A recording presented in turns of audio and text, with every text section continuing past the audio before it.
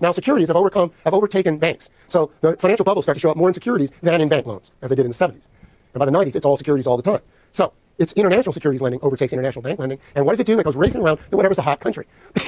And it bets on that country. And then when that country gets into trouble, it bets against that country. Excuse me. Britain and Sweden have their little meltdowns in 1992. This is when Soros made his first billion, I think I said before. This is a nice chart of flow of global investment capital ballooning. Mexico, you probably know that, peso crisis, that's what triggered the Zapatista revolt. Not to mention a meltdown of the Mexican economy. Then, what happens? Thailand blows up in late 96, and that echoes across the East Asian booming economies, and they all blow up in 96, 97. Again, it has to do in part with overaccumulation of investment, by Japan especially, but also locally. It has to do with changing currency values, because Japan and the U.S. work out this deal in 86 to drive the yen up and the dollar down, and that kills a lot of these dollar-pegged economies. So there's a number of things going on here. There's a real boom in Southeast Asia, which we talked about, as the wave, the vanguard of the spreading industrial revolution spreads to these countries. So there's some real things on the ground, then there's some trade and currency issues, and then on top of it, a financial bubble. That collapses, and of course, East Asian economies go into this tailspin for a couple of years, from which, by the way, they didn't recover for many years. Russia collapses in 1998, once again. It has a stock bubble collapses. This helps pave the way. This gets rid of Yeltsin and brings in Putin, who changes the whole basis, not the whole basis of the economy, because it's still basically oil and resources. But he starts taking over these private industries, privatized Gazprom and so on, and takes them all under the state to increase state revenues, to get more control, and so on. So it has a big political echo, just like 1870 did in Paris. And then Argentina blows up in 2001. It declares default. 3 presidents fall in the space of about, a month? And Argentina pulls out of the world economic system for a while. Very spectacular. But I think the point for geographers especially is that these things just go bam, bam, bam around the world. And as we'll see, they hit here twice, right under your noses. So it isn't always in faraway, funny-looking countries. Okay, the 90s. The greatest stock bubble in world history is the stock bubble in the 90s.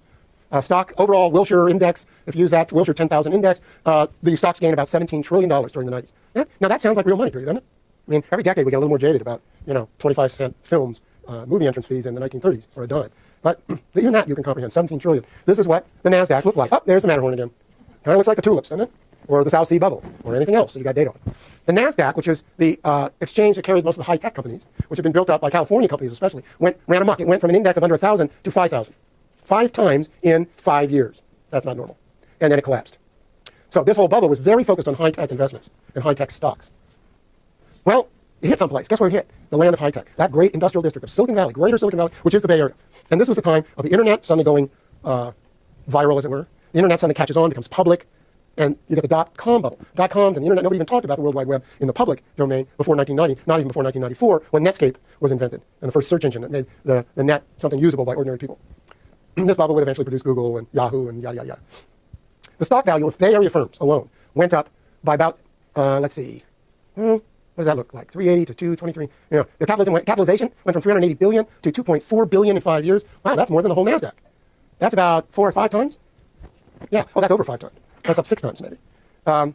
Cisco briefly became the most valuable company in the world. This is actually the Bloomberg index of Bay Area stocks, which they don't keep anymore, by the way. But at the time, it was so hot, they developed a Bay Area index, and it looks just like the NASDAQ. And then it burst. And the Bay Area economy is what really took it in the shorts. If you look at the national figures, the stock market losses were considerable, but the economy didn't fall that much in 2000. So a lot of people kind of, that 2000 recession, it wasn't anything. There was a lot here, let me tell you. Our companies lost 75% of their total stock value in 3 years. This stock crisis took 3 years to play out. We lost 2.6 trillion of the 7 trillion lost on all U.S. stocks. That's a third of the total. So that tells you that roughly a third of the money playing the greatest stock bubble in history was playing Bay Area companies, tech companies. Why would they do that? So it all collapses in 2000, by the way, long before 9/11. But everybody said, oh, yeah, that crisis back in 9/11, that was really terrible. The crisis starts in April of 2000. 9/11 is late in the day. It does make it worse on aircraft companies, but everything's going to hell before that. So the NASDAQ falls by half in that time, or more than that. It falls below 1,000. I don't know why I said that. That's wrong. No, the NASDAQ falls back to 1,000. So it falls by 80%. Stocks go down for 3 years, and 7 trillion are vaporized. That's Alan Greenspan not looking too happy about it. And it's all about tech. At the peak, there was so much overbuilding of tech. It isn't just silly dot-coms. They were laying the wiring, the optical wiring and all the switching for the internet. And everybody said this, and not to mention cell phones. Everybody's going crazy building microwave towers and so on. Companies that you've never even heard of, like Global Crossing and WorldCom, became some of the biggest companies in America briefly. They were so heavily financed. They built so much optical cable that by 2000, the capacity utilization of optical cable, of the whole telecommunications wiring system in America was below 10%. Now that's what you call overcapacity. People went to jail. They went to jail in the 80s. Charles Keating went to jail. Michael Milken went to jail. Ivan Besky went to jail. At the end of the 2000s, the whole herd of them went to jail, including, what's her name, our friend here, so you know that, right? That's a cultural icon, isn't it? Right. But a whole bunch of people go down, including Bernie Ebbers that I showed on the last slide and so on. Still sitting in jail. Of course, I'll come back to this. Huh? I don't know if Fastow is still in jail. Yeah, probably. Okay, now it brings it to the 2000s. So let me run through this quickly because, as usual, I don't have enough time. So the housing bubble, but we've been kind of over some of this, and it's a lot more familiar to you. So here we go again. Here's a wonderful graph that shows the housing bubble graphed over the stock market bubble of the 90s. There we go, the Matterhorn again. Look remarkably alike. What happened is a lot of the surplus capital had been playing the stock market, pulls out of the stock market, and goes plays real estate, and plays the mortgage market. Now, the house prices just kept on going. Here we had a big recession, but it was masked in part by the fact that house prices kept going, and house construction kept going, and the construction sector and the real estate sector is what carries the American economy through the 2000s. In California, it was upwards of over 50% of the jobs added during the 2000s were in real estate and real estate finance. That's not a healthy economy. Then the Case-Shiller Index became well known as the basic measure of house values. You can see it taking off here. In the 90s, it went up at the end of the 90s. It was already skyrocketing here because of the tech bubble. But actually, as you can see in this graph, it never goes down, and in fact, it starts up again. Housing becomes so unaffordable, and with wages being stagnant, and here's a wage graph. We've talked about this before, right? Remember the stagnant wages since the 70s? Guess what? Houses going up, wages are stagnant. You want the American dream? What's the rallying cry, the Occupy movement? One of them is what happened to the American dream, which is really wrapped up with home ownership. People got wasted because they overextended themselves to buy that American dream. And the number of people who could afford the median house price on the median income by the mid-2000s was falling in California below 10%. In the Bay Area, it was the least affordable in the country. California house prices were double the national average. Bay Area were 4 times the national average in 2006. And low-price homes, notice that the bubble was worst at the bottom end. That is the working class people who didn't have a lot of money. The rich people who had a lot of money, they didn't get so far over their heads because they had money. And it's also heavily inland. Solano, Contra Costa, and out into the inland, into the Central Valley, Riverside County, Imperial County, parts of San Diego, and so on. As soon as you go inland, you get the worst. Although notice, this is negative equity. This isn't foreclosure, negative equity. Guess where it hits? The working class zones of the East Bay and some of the working class zones of San Francisco. Yeah. Why did Berkeley seem to be so affected? Because Berkeley is mostly prosperous professionals. There were pockets in Southwest Berkeley that got slammed, but you need a much finer map.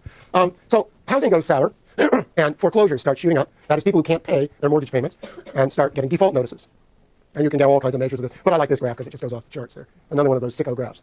And inland California gets hit harder, but it's really interesting because there's a geographic element to this. Not only is it centered in California, but inland California, because that's where the working class is going. And the working class in California, as I may have told you before, is now a working class of color. So this is highly racialized. They get slammed. And it's places like Modesto and Fresno and Stockton and Bakersfield and Riverside, Ontario, and the smaller burbs of all those that just get killed, with foreclosure rates over 50%, price declines of over 50%. Meanwhile, the rich on the coast have bid up all the prices, right? So San Francisco never suffers a huge decline. As the richies got the money, they go to San Francisco, they force out the working class, that goes to Antioch, and then goes bust. This is all backed up by crazy finance. Okay, the housing market didn't move on its own. It moved because of finance. The 2000s sucked. The economy comes out of that recession very badly. So what happens is that Greenspan drops the interest rates to keep the economy from collapsing. The biggest drop since the early 1950s, lowest interest rates. And they're still very low for mortgages, relatively speaking now.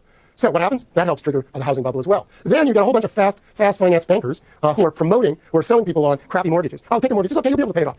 Okay, get a subprime. Get an ARM. We won't look at your income. And the thing just got crazy. In California, it was the craziest. We had the most mortgages. We had the highest value of mortgages. We had the most house sales. And we had over 50% of the subprimes. We were the kings of the adjustable rates. That was World Savings out of Oakland, Countrywide out of Southern California, the biggest single issuer of mortgages, and so on. So these guys were just going nuts. And they're pushing it on these people who are in desperate straits and want to get a house, or want to finance their kids' college education. The whole country goes on a credit binge. You've seen these kind of graphs before, where credit is just going to go boom, because people can't pay. They're buying houses, they're buying cars, they're paying for student tuition with money they don't have. But the money men are being very happy to give them that money. Subprimes, I already mentioned that, so I won't go into that. But what's happening is the wizard behind the curtain is the secondary mortgage market, where the mortgages are being sold off by these fast buck banks to Wall Street, to the investment banks, or to Fannie Mae, where they're resold in global financial markets as CDOs and other kinds of secondary and tertiary products that are getting AAA ratings. But nobody knows where the bad loans are. And they package all these CDOs, and you get these CDOs that are packages of many mortgages.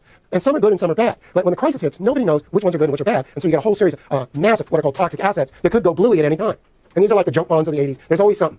So people are stuck with this bad paper. The banks suddenly are taking huge losses. Nobody knows what to do with these bad paper, and so what happens? The government steps in. So the banks bleed billions. The banks start collapsing. Wachovia, which bought up Golden West, and World Savings goes crashing down. Countrywide goes under. IndyMac goes under. WAMU, which was mostly operating in California, goes under. The biggest bank collapses in American history take place, all linked to the mortgage. And by the way, all the commercial banks that collapsed were in California. Or the biggest ones, biggest ones. And then the investment banks all collapse, so Wall Street collapses, because they're the ones peddling this stuff, and also stuck holding a lot of their own crap. And then Fannie Mae and Freddie Mac have to be bailed out. The government, semi-independent mortgage, secondary mortgage purchasers, they don't want you to know this, they own 1 million homes. Fannie Mae owns 1 million homes in foreclosure. And the whole thing collapses. California is leading the way down. You wonder why California economy is in such terrible condition. Well, I'm overrunning my time yet again, so I think you know what happens. The whole thing goes to hell. Mass unemployment, mass collapse of house values, underwater mortgages, and stocks collapse. Another 27 trillion vaporizes around the world. And then the Fed steps in and offers $16 trillion to the banks to prop up the toxic assets. It's not the TARP, my friend. $16 trillion. That's real money. And then that means that the debt of the banks is shifted to the government, and so federal bank debt goes shooting up. I can't stop. I'm sorry, I can't stop.